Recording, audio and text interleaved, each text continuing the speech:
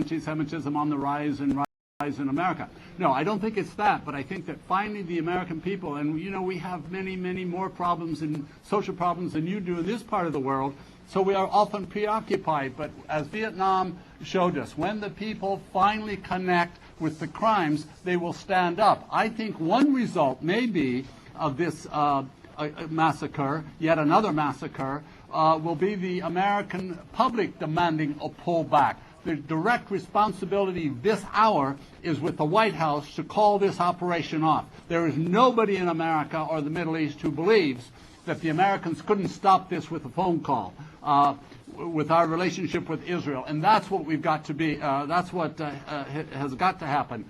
But well, Mr. Lamb, let me jump in there real quickly. I'm not sure why this overwhelming killing that again brings up the Genocide Convention. Right. That is, it meets two of the conditions under international law. One is the targeting of an ethnic people. This is clear. And overwhelming assault and a continual assault, as we've seen for years, on the people of Gaza. So I think that the United Nations, again, I'm repeating myself, but they've got to act on this. Mr. Lamb, once more has gone too far. I think that the Americans cannot allow this, and the Europeans cannot allow this. They've got to bring in, if necessary, United Nations forces to guard Gaza if that's what it's going to take. But immediately there should be a stop, immediately a cessation of all hostilities and aggression by Israel. Well, Mr. Lamb, you talk about the fact that just with a phone call, officials from the United States, now whether it would be the President-elect Obama, but regarding talking to Israel and preventing them from having this type of attack take place, don't you think that this already has been done?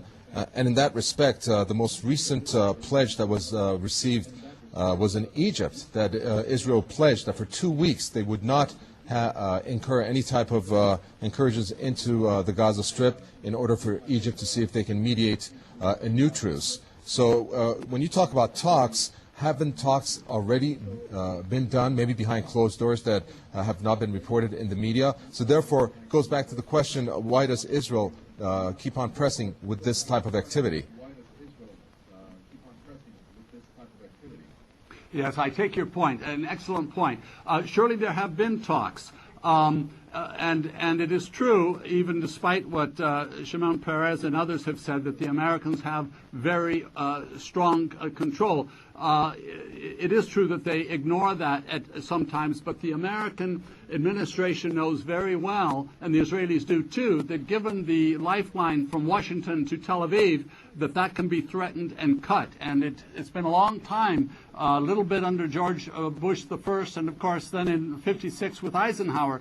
But I personally think that we're going to see that, and maybe as a result of that, that's clearly what could be done. That could stop it. That phone call from the White House. No, Obama not. But I take maybe a minority view on Obama.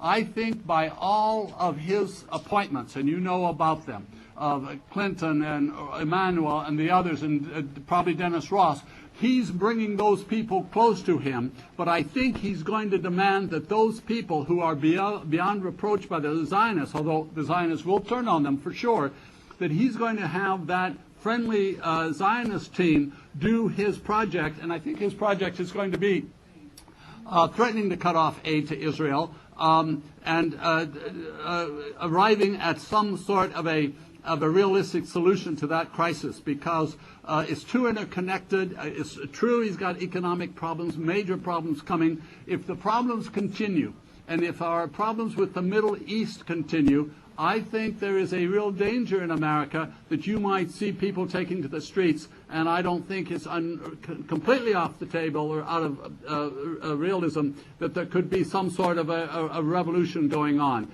We have paid too big a price, and we have killed too many people, and we have been humiliated too long by this same group to have it continued. So I frankly look for Obama to do something, and I think that's his idea behind bringing in front of him all of these possible critics to what he has in mind, and I think he has in mind what Jesse Jackson, his neighbor and friend, said, and that is that this is the #1 issue, and he's got to resolve it, and I think that there's a chance that he may do it.